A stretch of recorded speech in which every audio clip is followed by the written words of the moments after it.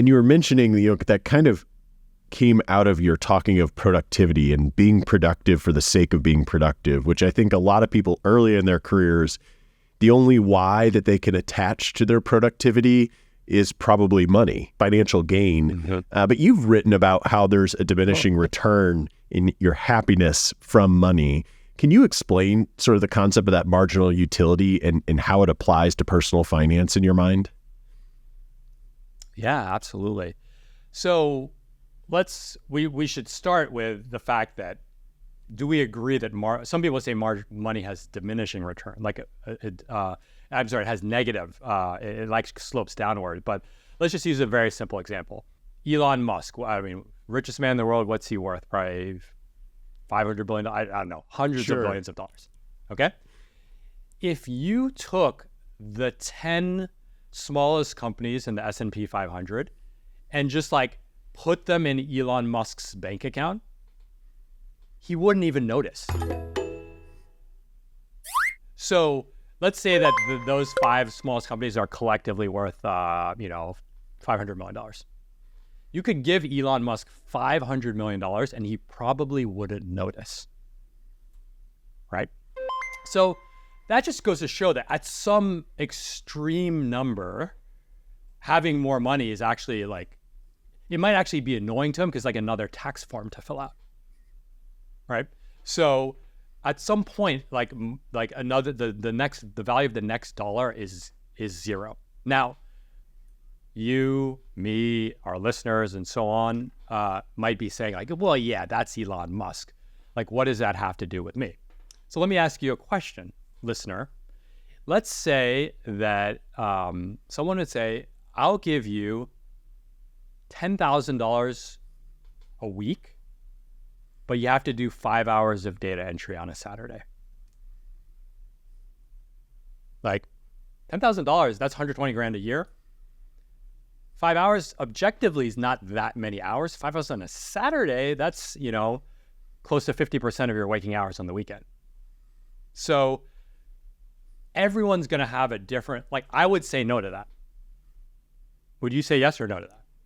I was giving it hard thought. I think I would say no, but there are a lot of points in time in my life where I would have said yes. Absolutely. Just like Elon Musk, at one point in his life, if someone's here's a company, you can have it for free, it would have made a huge difference to his life. So everyone hits that curve at different parts of their lives, right? And it's not an absolute thing. Some people have more expensive tastes. Some people are digging themselves out of a bigger hole, right? More student debt, or maybe they grew up in poverty. So in someone versus someone who grew up with a silver spoon, right?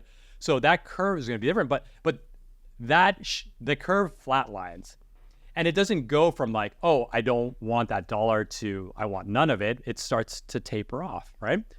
So that's one thing to just keep in mind, and it's just people should have the awareness, because you're actually being faced with that decision often, right? Think about this. You could be, I'll just use Wall Street numbers. You could be a director at a Wall Street bank. A director at a Wall Street bank might make $500,000, right? You could be promoted to MD and you'd make $1 million. But the MD might actually travel 3 days a week for the whole year. So you're actually making that same decision as the data entry on Saturday, just under different packaging.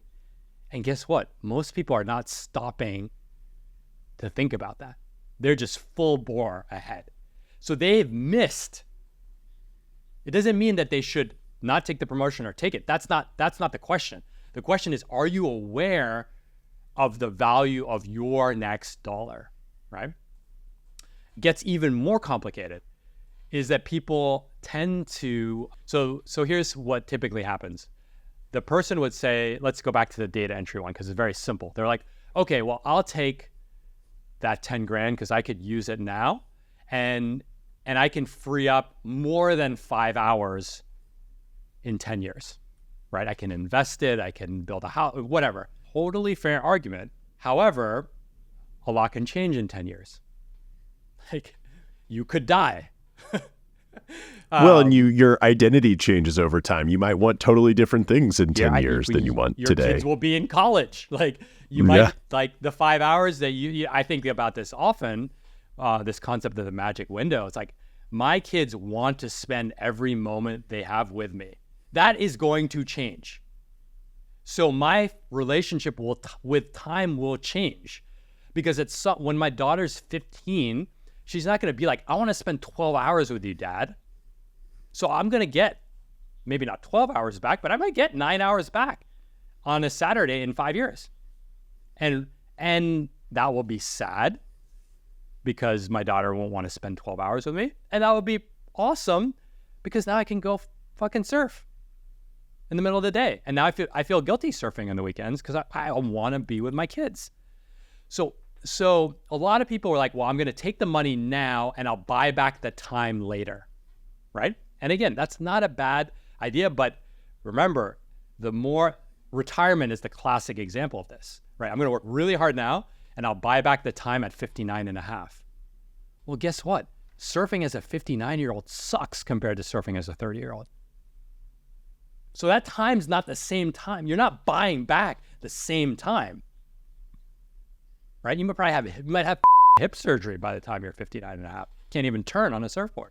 Can't even get on a surfboard.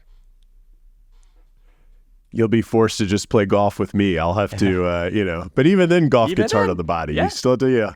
It's so, I mean, you're right. The relationship with time does change.